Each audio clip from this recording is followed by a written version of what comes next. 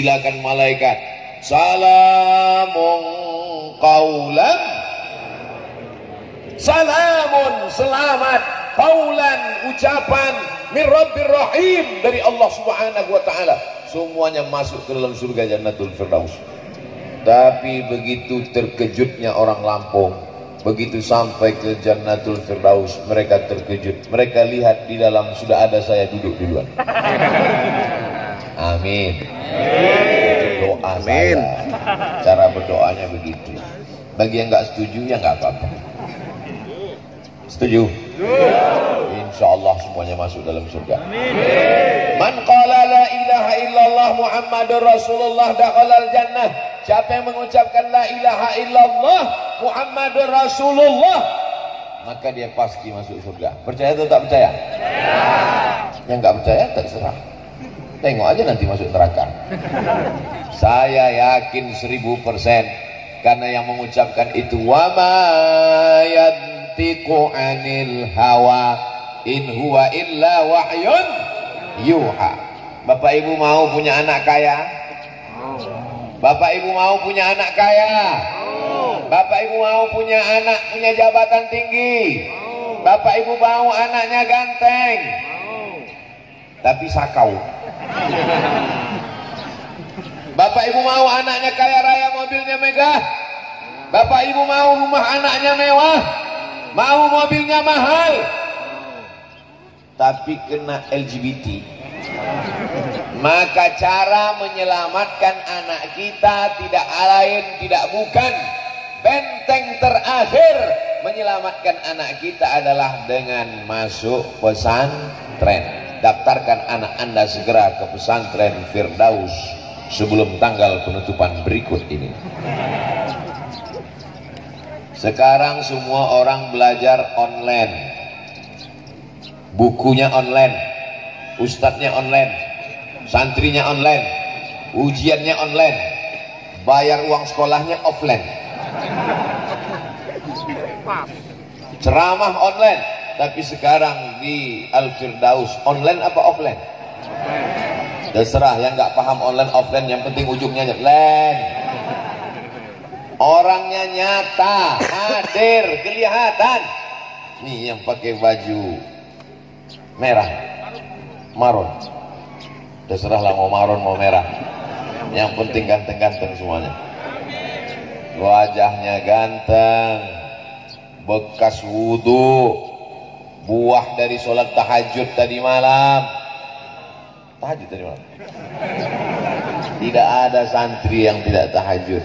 Kalau bukan tahajud bukan santri. Oleh sebab itu mereka ini di sini dididik, di pondok pesantren mereka dididik dari mulai mau tidur sampai bangun tidur. Itulah yang tidak sanggup dilakukan oleh orang tua sekarang. Sanggup Bapak Ibu mengawal, mengontrol anaknya 24 jam? Sanggup? Mana sanggup? Ibu sibuk, wanita karir, bapak cari nafkah, pergi pagi pulang petang, peras keringat, banting tulang, tunggang langgang, lintang pukang. Maka yang bisa mengontrol anak-anak ini dari mulai cara tidurnya miring ke kanan ke arah kiblat, bismika Allahumma ahya wa amut, sampai cara makannya tangan kanan, sampai cara nya tidak boleh menghadap ke kiblat, sampai cara masuk WC-nya kaki kiri duluan, keluar tangan kaki kanan. Maka yang bisa mendidik itu adalah para kiai di pondok pesantren. Kita doakan para kiai panjang umur, sehat badan. Bapak Ibu melahirkan anak-anak ini, bapak yang mencari nafkah, ibu yang mengandung 9 bulan 10 hari. Betul? Di Lampung mengandung masih 9 bulan 10 hari. Alhamdulillah. Di tempat lain sekarang sudah franchise, cabang-cabang udah cepat aja, sudah semuanya berproses begitu cepat. Nikah Januari, April lahir. Mereka ini dididik oleh pesantren. Memang yang mengandung ibu, yang menyusukan ibu, tapi yang mendidik adalah para alim ulama kita di pesantren Al-Firdaus. Maka guru-guru ini bukan lawan ibu. Ini banyak orang tua sekarang menganggap guru itu lawan. Kalau menjenguk anak ke sekolah, ke pesantren, dia tanya, mana telingamu yang dijewer guru, biar aku balas telinganya, aku balas jewer juga. Kalau menjenguk anak ditanya, mana kulitmu yang lebam, yang biru, yang dipukul, mau aku balas. Bukan begitu. Kita datang ke kiai, kita jumpai guru mereka, kita cium tangan guru itu. Terima kasih Pak Kiai, terima kasih Tuan Guru, karena engkaulah anakku bebas dari LGBT, karena engkaulah anakku bebas dari narkoba, karena engkaulah anakku selamat dunia akhirat. Karena guru, kita tidak bisa menggaji guru. Ada yang sanggup menggaji guru? Tidak ada. Lalu apa yang kita bayar itu hanya sekedar simbol saja. Guru inilah yang sudah mengajarkan. Guru digugu dan ditiru. Guru itu tidak semuanya ditiru, dari mulai cara berpakaiannya. Jadi kami ikut cara berpakaian Ustadz Somad yang aneh pagi ini. Di mana-mana Ustadz Somad ceramah biasa pakai celana biasa, pakai sarung, pakai baju koko. Saya yakin dan percaya dari tatapan matamu kulihat ada tanda tanya. Saya habis dari sini nanti ada perjuangan besar. Apa dia Pak Ustadz? Saksikan videonya.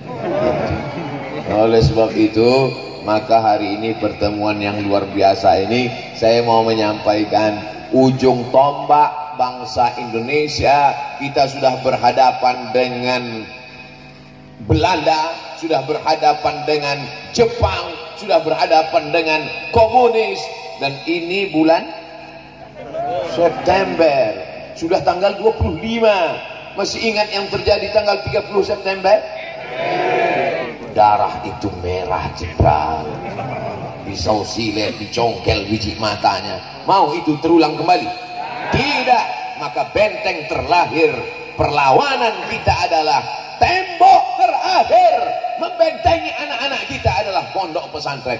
Di mana-mana saya ceramah, tembok terakhir, tembok pesantren. Masalahnya di pesantren Firdaus nggak ada temboknya.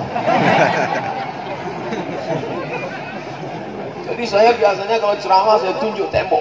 Tembok itulah benteng terakhir. Kalau tembok itu tumbang, hancur anak-anak kita. Temboknya dari tadi saya perhatikan nggak ada. Beginilah pesantren yang ideal. Pesantren tanpa tembok menyatu dengan masyarakat.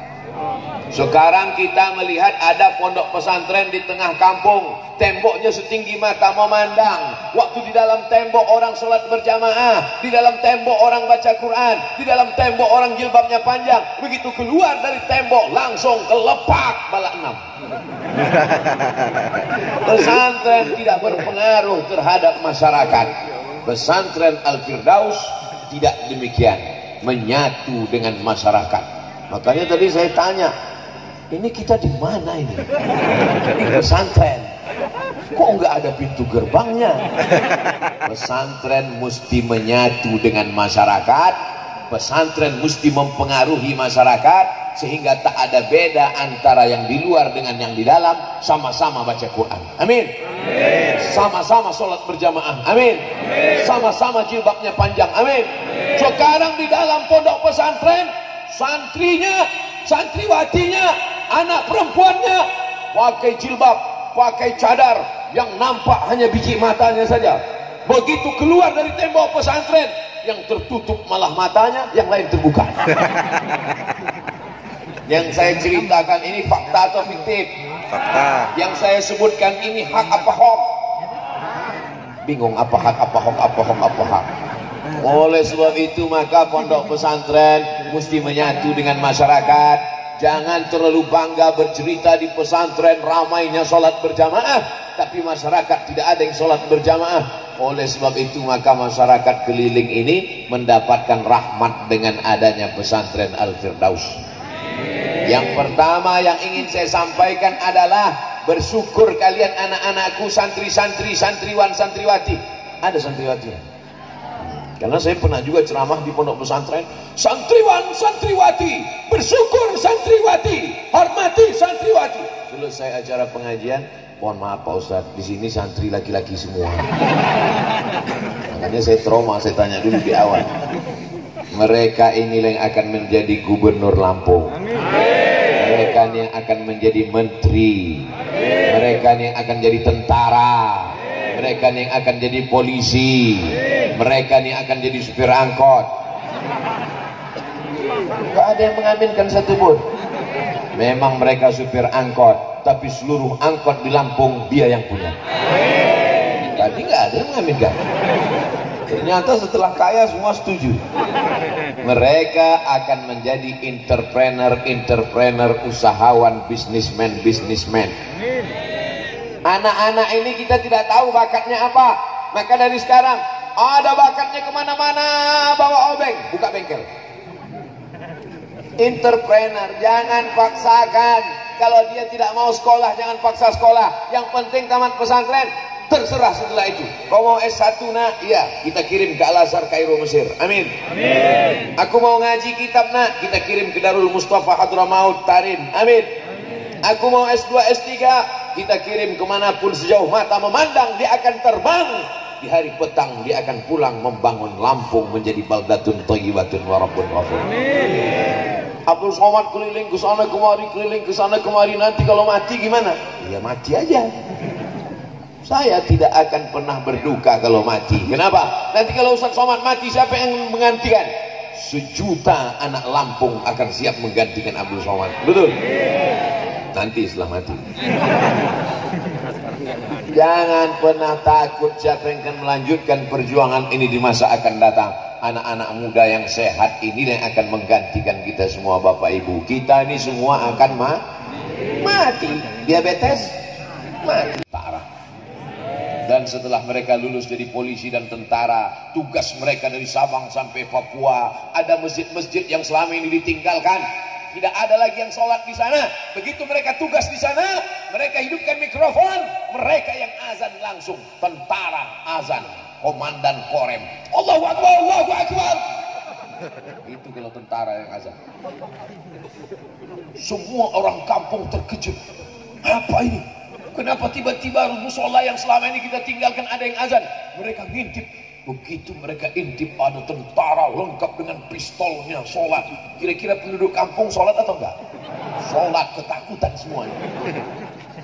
Disitulah kita bangga dengan anak-anak kita. Betul? Mereka akan jadi polisi. Mereka tugas di Kapolres, di Kapolda, di Polda, di Polres, jadi Kapolda, jadi Kapolres, sampai Polsek, sampai Babinsa, sampai di tengah masyarakat. Mereka yang mengajak membaca Al-Quran malam Jumat, mereka kumpulkan masyarakat, mereka baca Bismillahirrahmanirrahim, Yasin wal Qur'anil Hakim. Kira-kira masyarakat ikut apa enggak? Ikut semuanya masyarakat. Kenapa masyarakat ikut? Karena ada pistolnya, guys. Bangga atau tidak kalau polisi dan tentara menghidupkan surau, langgar dan musola? Bangga atau tidak? Takbir. Tetap cinta negara kesatuan Republik Indonesia. Jangan benturkan antara takbir dengan la ilaha illallah dengan Pancasila. Kenapa? Karena yang memperjuangkan Pancasila, yang memperjuangkan NKRI adalah mereka dulu yang meneriakkan Allahu Akbar mengusir Belanda. Betul? Apa teriakan Bung Tomo dulu ketika mengusir Belanda?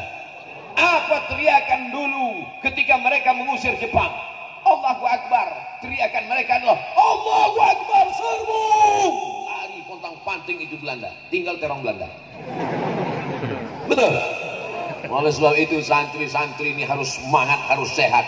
Jadi jangan bayangan orang santriwan itu pakai sarung, pakai peci, gayanya lotoy leo, lunglai, lesu, gayanya mau mati aja. Santriwan santriwati adalah yang semangat luar biasa, betul? Sehat luar biasa. Nahu mantap, sorof mantap, balaghah mantap, ma'ani mantap, mantik mantap, bayangnya apa lagi? Tafsir ulumul Quran, tajwid arud qawafi, ulumul hadis, mustalah hadis, rijalul hadis. Tapi juga dalam kepalanya fisika, kimia, biologi, matematika, bahasa Inggris. Betul? Otak kiri, otak kanannya main. Nggak main otak main kan.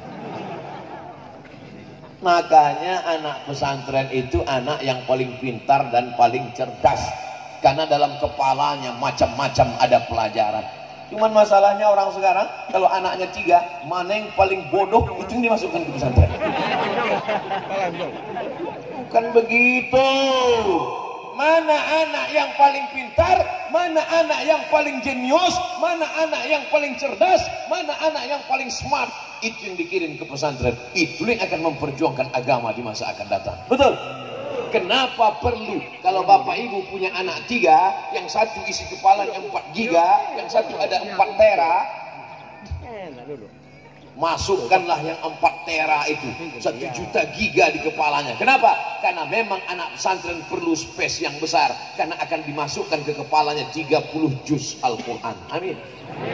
Akan dimasukkan ke kepalanya Sahih Bukhari 7.275 hadis. Nanti setelah itu akan masuk dalam kepalanya Musnad Ahmad bin Hanbal 40.000 hadis. Sehingga anak-anak ini ketika dipejamkan mata, nampaknya Al-Fatihah, Al-Baqarah, Ali Imran, An-Nisa, Al-Maidah. Bukan macam kita, begitu pejam kepala, nampak ayam pop. Saudara yang dimuliakan Allah Subhanahu wa taala, siap memasukkan anaknya ke pesantren? Siap berpisah dengan anak-anaknya? Bapak yang bilang siap, ibu belum tentu. Dia yang mengandung 9 bulan 10 hari, mereka yang menyusukan anaknya 2 tahun, berpisah dengan anak itu berat bilang. Berat atau enggak berat, Bu? Berat. Tapi kalau ibu menyerahkan anak ke Al-Firdaus, serahkan dengan kiai. Pak Kiai, ini anakku, tolong didik, ajarkan dia la ilaha illallah, ajarkan dia sunnah Rasulullah, ajarkan dia menjadi pemimpin bangsa. Jangan tinggalkan anak di pesantren dengan uraian air mata. Siap? Tepuk bahunya. Selamat tinggal anakku, belajar yang betul, kau akan jadi pemimpin bangsa. Ibu akan pulang ke rumah. Gitu. Ini meninggalkan anak. Jangan nangis di depan anak. Emak saya dulu waktu meninggalkan saya di pesantren, tidak pernah sekalipun dia menangis di depan mata saya. Kau mesti belajar di sini. Kalau kau macam-macam, campakkan kau ke panti asuhan. Kau mesti belajar di sini. Kau mesti serius di sini. Kau mesti betul di sini supaya kau jadi orang. Ku tinggalkan kau di sini supaya kau jangan jadi hantu. Dia pun pulang. Kalau mau nangis udah agak-agak jauh, ya, cari pokok kayu, nangislah di situ, peganglah pokok kayu. Siap ibu-ibu? Nanti kita buatkan khusus. Pak Kiai tolong cari pokok kayu situ satu terus, buat di situ tempat nangis. Jangan nangis di pesantren, jangan nangis di pintu pesantren. Dan anak-anakku jangan cengeng, jangan nanti sore-sore tiba-tiba galau. Pergi ke depan sawah. Sore-sore menjelang maghrib kau pergi ke depan sawah, bukan cuma lalat yang masuk, jin, setan, hantu, belau masuk. Oleh sebab itu yakinkan dirimu bahwa ayah dan ibumu adalah orang paling sayang kepadamu di dunia. Betul apa tidak? Sayang kepada anak bukan dibelikan motor. Ini banyak orang tua yang salah kaprah. Sayang sama anak, dibelikan motor, anaknya pun suka hatinya saja. Semua dicopot, lampu dicopot, lampu sein dicopot, kacanya dicopot, semuanya dicopot, knalpot dicopot, remnya dicopot. Akhirnya motor itu memanjat ke tiang listrik. Lewat di musola, semua orang di musola mengutuk semuanya. Semua orang di musola mendoakan dia supaya mati semuanya. Ghairil maghdubi 'alaihim waladdallin. Apa kata orang di musola? Mampus. Amin. Mampus betul. Tapi anak-anakku sekalian, kalian belajar di sini. Tapi Pak Ustadz, kami mau masa muda. Nanti kalau kamu di pesantren, nanti kami nggak pandai naik motor. Ustadz Abdul Somad sekarang kemana-mana naik motor terus. Di sini aja nggak dikasih naik motor. Oleh sebab itu makanya tidak ada masa muda yang terlewatkan. Anak-anak pesantren tetap semangat. Masih semangat? Ustadz Somad mulai ceramah tadi 5:30. Sekarang sudah jam 6:05. Waktu kita 25 menit lagi. Dimanapun ceramah tetap 600 ml. Oh, 2 botol pagi. Ada susu lagi. Bapak Ibu yang dimuliakan Allah Subhanahu wa taala, santrinya sudah saya ceramahi, orang tuanya juga sudah saya ceramahi. Sekarang masyarakatnya secara umum, bersyukurlah masyarakat ada pondok pesantren. Kalau pesantren ini kurang beras, siap ngasih beras untuk santri-santrinya? Datang kemari bawakan beras. Kiai gak perlu beras karena kiai tak makan banyak puasa Senin Kamis. Pak Kiai, ini untuk santri. Beras yang kau makan penuh rice cooker busuk. Betul. Beras yang dimakan itu busuk kan? Ma'akal tafa'afnaita yang kau makan busuk. Wa malabis tafa'ablaita yang kau pakai lapuk. Wa mata sodakta yang kau sedekahkan. Itulah yang akan kekal abadi. Pondok pesantren kalau kurang kelas datang kemari, temui Pak Kiai, temui guru. Pak Kiai, mana yang kerasnya kurang? Saya mau lihat. Apalagi yang kurang Pak Kiai? Semen berapa sak? Batu bata berapa? Berapa lagi semen? Berapa lagi kosen? Berapa lagi pintu? Mau bantu? Enggak, mau survei aja. Kau bangun rumahmu besar, kamarnya 10, kamar mandinya 20. Kau bangun rumahmu sejauh mata memandang. Ketika kau akan mati, kau tetap akan masuk ke dalam lubang tanah 2 meter kali 1 meter. Tidak sabar tanah itu menjepitmu. Kata tanah, sudah bergoyang-goyang itu tepi kubur itu mau menjepitmu. Begitu kau masuk ke dalam, langsung saja. Begitu cerita sedekah, langsung kotak-kotaknya sudah siap. Are you ready to rock? Sebarkan kotak-kotak. Jangan sebar ke bapak-bapak, mereka nggak ada punya duit. Semua duit mereka dipegang ibu-ibu. Sebab ibu ini takut mereka kawin lagi. Betul kan, Bu? Betul kata ibu. Sebarkan ke ibu-ibu, sebarkan ke bapak-bapak, sebarkan ke Pak Polisi dan tentara, sebarkan ke sahabat-sahabat kita dari Banser, Ansor, sebarkan kepada semuanya.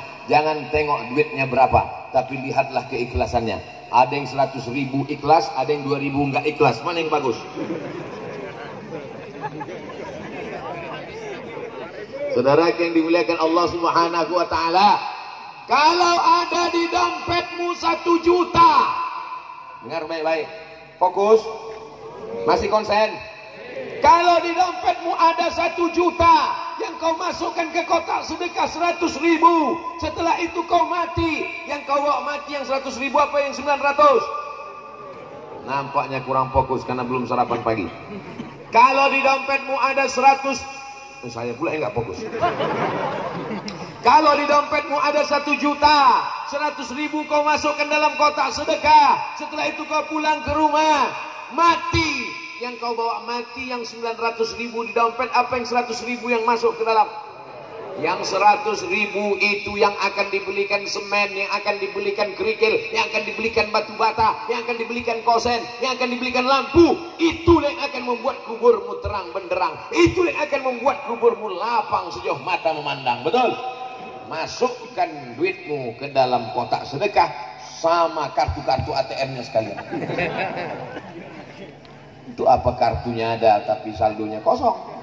Saudara yang dimuliakan Allah Subhanahu wa taala, hari ini kau boleh tertawa jadi orang kaya, hari ini kau boleh ketawa jadi pejabat, tapi sampai masanya kau akan pensiun, sampai masanya kau akan stres, sampai masanya kau akan depresi, sampai masanya kau akan stroke mati badan sebelah, sampai masanya kau akan mati total, dan yang kau bawa hanyalah sedekah-sedekahmu untuk pesantren itu. Betul apa betul? Betul. Ada yang bilang enggak betul? Enggak apa-apa, saya enggak marah. Cuma nanti pas kau mati, tengok aja lah. Malaikat maut akan mengambil martil palu besar. Malaikat mungkar nakir memukulkannya ke kepalamu, sekali pukul masuk jasadmu, badanmu ke dalam bumi lapisan yang ke-7. Setelah itu diangkat lagi ke atas, dipukulkan lagi masuk ke lapisan bumi yang ke-7, naik lagi ke atas. Berapa lama proses itu? Sampai hari kiamat. Makanya tadi sebelum salam kita minta, Allahumma inni a'udzubika min azabi jahannam, amin, wa min azabil qabri. Makanya kita kalau lewat di kubur mengucapkan salam, assalamualaikum bi ahlad diyar minal mu'minin wa inna insyaallah bikum lahiqun yarhamullahu mustaqdimin wal mustakhirin. Nasallallahu lana wa lakumul afiyah. Selamatkan orang yang ada di kubur ini dari azabku, dan di antara yang menyelamatkan azab kubur adalah sedekah. Insyaallah yang memasukkan uang 100.000 ke kotak selamat dari azab kubur. Amin. Yang 2.000 ragu saya. Astaghfirullah Rabbal baraya, astaghfirullah minal khataya, astaghfirullah Rabbal baraya, astaghfirullah minal khataya. Yang nggak punya dosa tolong angkat tangan. Yang nggak punya dosa